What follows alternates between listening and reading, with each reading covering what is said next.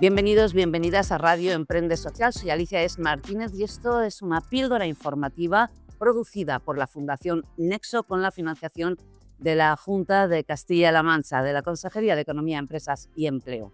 Hoy estamos en este espacio llamado Trajineras, que es un punto de encuentro con aquellas experiencias que son referencia, que son experiencias de buenas prácticas y que nos ayudan a situarnos no solo dentro de la economía social, sino dentro de otra economía posible, de otra forma de hacer las cosas mucho más humana, con la persona en el centro, con el planeta también en el punto de mira, con el foco puesto en el cuidado y en nuestras comunidades, nuestro territorio. Nos acompaña David Soler Soneira, con más de 20 años de trayectoria emprendedora, 10 empresas fundadas, se dice pronto, en 5 sectores distintos, además, con una diversificación clara, ahora nos lo contará, y un equipo que supera las 120 personas. Él recientemente ha sido elegido Premio Emprendedor de la Asociación del Colegio Nacional de Ingenieros del ICAI, y bueno, nos acompaña para hablarnos precisamente de cómo gestionar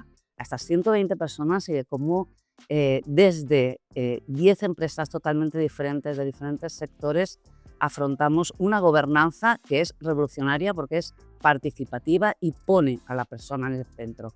Porque se puede hacer, porque es posible y porque él nos va a contar cómo. Bienvenido, David. Muy buenos días.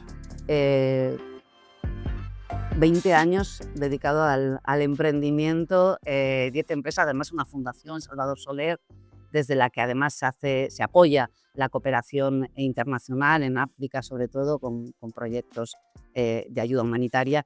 Cuéntanos cuál es el día a día, porque a mí siempre además esto me produce, cuando estoy ante un superempresario como David, siempre me produce casi que vértigo pensar en ese día a día, en esa forma en la que tenemos que afrontar la gestión de 120 personas y 10 cuentas diferentes. Madre mía. Bueno, decías tú en la introducción cómo gestionar. Casi ahí te voy a corregir. Cómo no gestionar, ¿vale? Yo puedo tener 10 empresas en sectores distintos porque yo soy el dueño, pero yo no soy el gestor. Para poder dar ese salto hay una palabra crítica en todo esto, que es la confianza. Creo que la gente es en unas condiciones. En una empresa verticalmente integrada, jerarquizada, pues hay una dinámica. En empresas en las cuales la gente se siente partidaria, se siente parte del proyecto y que el proyecto es suyo, la gente es muy distinta. Entonces, quizá mi trabajo es más bien trabajar y explicar estos modelos de gobernanza, ¿vale? Estamos hablando de empresas TIL, estamos hablando de empresas NER, estamos hablando de empresas sin jefe, todo orbita en torno a lo mismo, es decir, empresas en las que las personas son las que deciden cómo va la empresa. Esto no es de perro flauta, ni de happy flower, ni el nivel de control sobre lo que hace la gente, que se impone la gente, es muy alto, si no esto no funciona, pero lo que no hay son decisiones jerárquicas, ¿vale? En todas las empresas en las que yo soy dueño, todos los trabajadores conocen absolutamente todo de la empresa. Primer principio, transparencia. Confianza y transparencia. Transparencia significa que todo el mundo sabe lo que gana todo el mundo sabe lo que gana la empresa, pero no al final de año que les das una charla, sino en el día a día, por centrar un poco de las empresas, que no sé si hablamos luego, pero por centrarlo en el restaurante que está en Tembleque, en Terra Galega, pues nosotros cada día el trabajador sabe lo que se ingresa y lo que se gasta y cómo vamos de beneficios o de pérdidas. Eso es fundamental. Y tener trabajadores que les duela si va mal o que estén felices si va bien, para mí eso es crítico, ¿vale? El trabajo, cuando te comentaba el trabajo mío del gestor o el no gestor, casi que el trabajo más duro es ser no gestor, yo soy consciente que en estas organizaciones, yo tengo 57 años y experiencia, hay veces que toman decisiones con las cuales yo no estoy de acuerdo. Y me da lo mismo, y ese es mi trabajo. Tienes que respirarlas, ¿no? Saber respirarlas, saber aguantarlas, cada cual lleva su proceso, sus tiempos, y sería no consecuente con lo que pienso el que tomen una decisión y decirle, pues mire, no. Te pongo un ejemplo, las empresas del mundo de la energía, pues en particular en una de informática, votan el teletrabajo. Y deciden ellos, si es una empresa grande de 40 personas, en Florida, deciden que hay teletrabajo y que la asistencia mínima es una vez al mes, ¿vale? A mí eso me parece una aberración, tiene consecuencias, soy un enamorado del teletrabajo, pero la gente hay que tocarse, hay que verse, hay que tomar un café.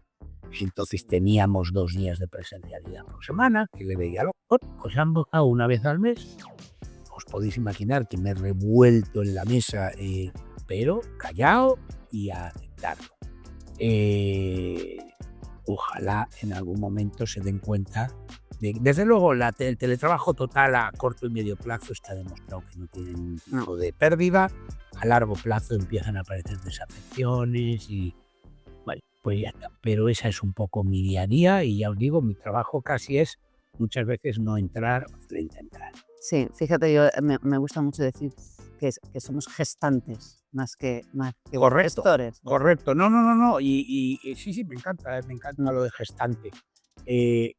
Eso permite hacer muchas cosas y yo he llegado a una situación vital, sé que es envidiable, en el cual solo hago lo que quiero. Y dentro de toda esta dinámica, yo me gusta llevar a mi niño pequeño al colegio, en la medida de posible ir a por él, no perdono la siesta, y entonces eso me lo puedo permitir porque no estoy en la gestión del día a día. 10 empresas y no perdonar la siesta, me encanta. No, lo de la siesta, y además los clientes lo saben y yo apago el móvil media hora, que tampoco es una siesta muy grande, pero yo lo necesito.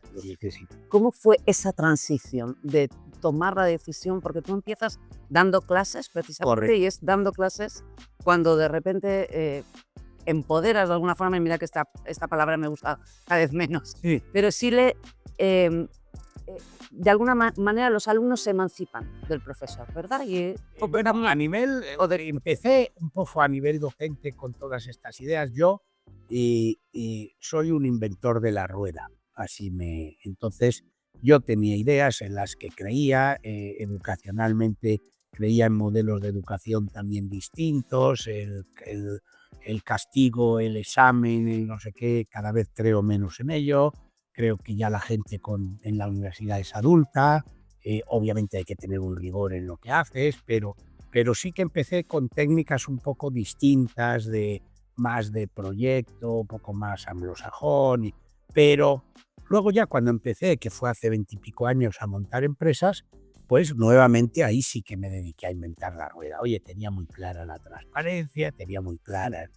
Pero empezaba a dar medidas, tenía muy clara que los beneficios tenían que repartirse una parte entre los trabajadores, pero como que daba palos de ciego, ¿vale? Hace 5 o 6 años tuve un encuentro en la vida de esos que te cambian con una persona. Que te deslumbran, ¿no? Koldo Sarrachaga, persona un poco de referencia en todo el tema de cultura nacional, famoso porque cogió la empresa de autobuses Irizar quebrada y ahora es de las 10 más grandes del mundo. Y entonces dije, vamos a ver, te estás inventando la rueda. Había cosas que hacía que van en el sentido correcto, había cosas que hacía que me he dado cuenta que la estaba haciendo mal, y entonces pues nosotros en particular cogimos una cultura que se llama la cultura NER, nuevo estilo de relaciones, todo en el mundo TIL, las empresas sin jefes, como decía antes, y entonces allí te enseñan un poco a pensar y como que te dan las cositas un poco más trabajadas, ¿vale? Os pongo un ejemplo de cosas que estaba haciendo mal, los bonus individuales. Yo era transparente, pero yo tenía unos bonus individuales que al que trabajaba mucho tenía su bonus. Y siempre pensé eso. Y ya hablando con esta gente que ha trabajado mucho, pues te das cuenta que con eso creas meses. Es decir, crear reinos de taifas. Yo tenía gente que cobraba Poder, ¿no? el doble de su sueldo sin ningún incentivo a compartir su conocimiento, y que gente que luego te falta y te deja un descuelgue en la esta. Parece mucho más interesante que los bonus sean bonus colectivos, ¿vale? Por el trabajo de todos. Esa es la participación en beneficios. Lógicamente, en mis empresas la gente tiene sueldos, y la gente que trabaja muy bien pues tiene un sueldo más alto y lo va consiguiendo, y la gente que está más tranquila pues menos. O sea, que no es que todo el mundo gane lo mismo, ni muchísimo, ¿vale? Pero yo creo que eso es importante. Si limitamos relación sueldo máximo, sueldo mínimo, en función de las empresas, pero un número puede ser 4.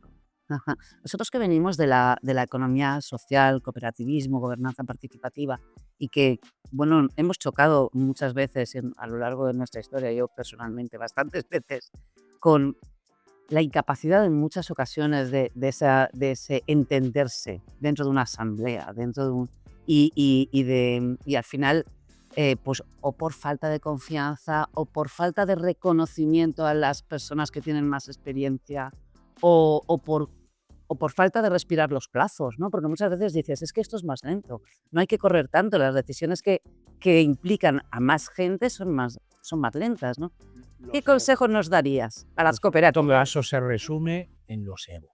Hay que saber gestionar los egos. Desegolizar. Hay que saberlo gestionar. Los egos los tenemos todos. Entonces, mira, nosotros todo el proceso de toma de decisiones, que es una de las cosas que aprendí del mundo NER, bueno, hay cosas. Nosotros trabajamos básicamente en grupos autogestionados, más o menos de 8 personas, los cuales tienen una autonomía terrible para fijarse los sueldos, para hacer las ofertas.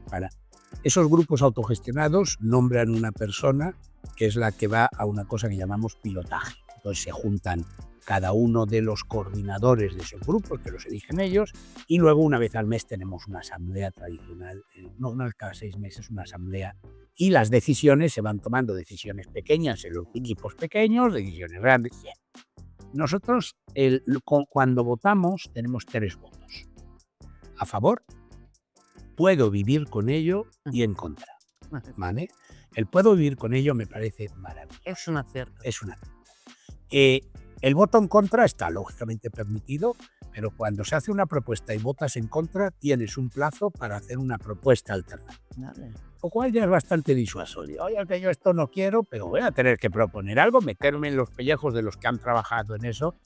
Entonces, es muy habitual que las decisiones, por eso digo, no son decisiones democráticas, son más bien por consentimiento. Es decir, puedo estar totalmente de acuerdo, muchas veces dices, puedo vivir con ello, pero previamente he mostrado alguna objeción, que se sigue hablando, que no sé qué, y luego tienes el voto negativo, que gracias a Dios os sorprenderá las pocas veces que se utilizan, ¿vale?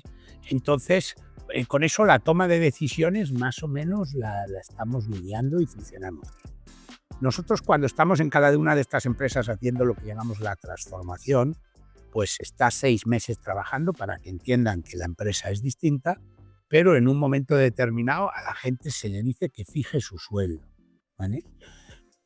Vuelvo a la empresa informática, Inforide, en aquel momento éramos 32, cuando yo lo hablaba con la gente, bueno, pues la gente se va a querer subir el sueldo el 40, el 50%, el no sé. Pues a lo mejor si le preguntas de primera sin haberle explicado el resto de cosas, bueno, pues ahí ya llegó el momento de ponerse el sueldo. De los 32, 29 dijeron que estaban de acuerdo con su sueldo. Uno dijo que se lo quería bajar, que lógicamente no le hicimos caso. Y hubo 2, uno que se lo quiso subir un poco, se lo subió, y otro que se lo subió bastante, como un 40%. Bueno, y ahí arrancamos, digo, la primera, o sea, la gente es bastante más responsable de lo que nos pensamos. A los 6 meses, la persona que se subió el sueldo 40% se fue de la empresa. No se fue porque lo echara nadie, sino la propia presión del equipo, que estaba diciendo, oye, nos estás costando un sueldo que no lo estás generando, pues al final se fue a trabajar a otro lado. Claro. Así que todo este método también ordena el árbol, sí. Entonces, Bueno, por aclarar, nadie dijo que esto sea fácil. Entonces a mí mucha gente me dice, no, es que esto lo planteas como que no hay problemas. ¿Quién dijo que no hay problemas? Los problemas, lo que pasa es que los elegimos nosotros. Es decir, vamos, los charcos que queremos pisar los trabajamos. Y yo siempre digo, en la empresa tradicional, jerarquizada, no os voy a contar los problemas que hay, ¿vale? Lo que yo sí puedo garantizar es que el nivel de felicidad medio de la gente que trabaja aquí es más alto, porque se siente importante, porque se siente escuchada, porque se ve que tiene un control sobre lo que hace, y eso genera un buen rollo especial. Pues nos vamos a quedar con esa felicidad, con esa sonrisa que nos deja la gobernanza participativa, el sistema NER. Nos quedamos con él para también implementarlo en nuestras empresas sociales. Siempre estamos aprendiendo aquí en Radio Emprende Social. David, muchísimas gracias por acompañarnos. Podríamos estar hablando horas, pero no tenemos más tiempo. Ya sabéis, esto es un programa producido por la Fundación Nexo sobre economía social y financiado por la Consejería de Economía, Empresas y Empleo. Gracias, David, y hasta la próxima píldora. Muchísimas gracias a todas.